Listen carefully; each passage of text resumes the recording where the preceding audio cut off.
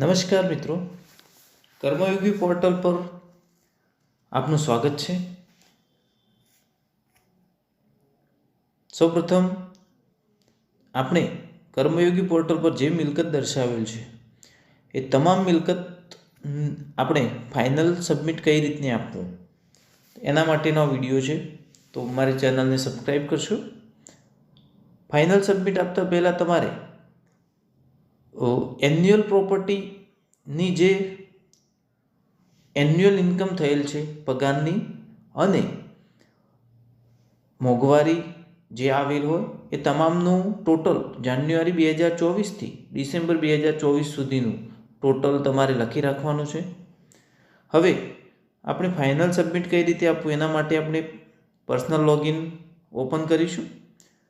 Open કર્યા બાદ employee મોડ્યુલમાં જઈ એન્યુઅલ પ્રોપર્ટી રિટર્ન સબમિશન પર ક્લિક કરીશું. ક્લિક કર્યા બાદ વર્ષ સિલેક્ટ કરી અને add annual property return submission પર ક્લિક કરીશું. ક્લિક કરીશું એટલે આપણી પાસે આવું પેજ આવશે. હવે આપણે અહીં તમે જોઈ શકો છો તો મારી પાસે ઈ મૂવેબલમાં કોઈ પ્રોપર્ટી મેં એડ કરી નથી. મૂવેબલમાં મેં પ્રોપર્ટી એડ કરેલ છે. તો ફાઇનલ સબમિટ આપવા માટે તમારે ટોટલ એન્યુઅલ ઇન્કમ અહીંયા લખવાની છે. મેં અહીંયા મારી એન્યુઅલ ઇન્કમ જાન્યુઆરી 2024થી ડિસેમ્બર 2024ની એડ કરી છે. એડ કર્યા બાદ આપણે એપીઆર સબમિશનની કોમેન્ટ એડ કરવાની છે. હું અહીંયા કોમેન્ટ એડ કરું છું કે માય મૂવેબલ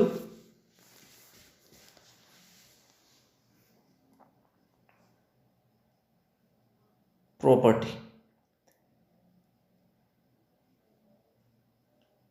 ડિટેલ એકવાર તમે જોઈ શકો છો.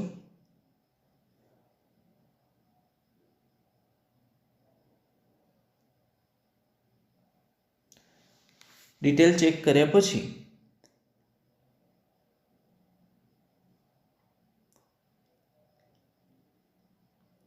એડ ટુ લિસ્ટ કરવાની છે.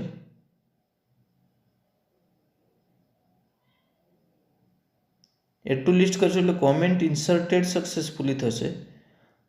તો હવે કોમેન્ટ આપણી એડ થઈ ગઈ છે. કોમેન્ટ એડ કર્યા પછી આપણે સબમિટ એન્યુઅલ પ્રોપર્ટી રિટર્ન પર ક્લિક કરીશું. એના પહેલાં તમારે બધી પ્રોપર્ટી સબમિટ કરવાની છે. એટલે આ રીતનું મેનુ આવશે. Do you want to submit the APR? APR submit કરશો એટલે આવશે કે તમારી અમુક પ્રોપર્ટી હજી પેન્ડિંગ છે, તો તમે એપીઆર સબમિટ કરવા માગો છો તો હા કરવાનું. તો આ રીતે આપણે પ્રોપર્ટી સબમિટ કરશું એટલે આપણી પાસે મેસેજ આવશે અને મેલમાં પણ તમારે આ રીતે મેસેજ આવશે. તો આ રીતે તમામની પ્રોપર્ટી સબમિટ કરવાની છે. ઓકે, ખૂબ ખૂબ આભાર.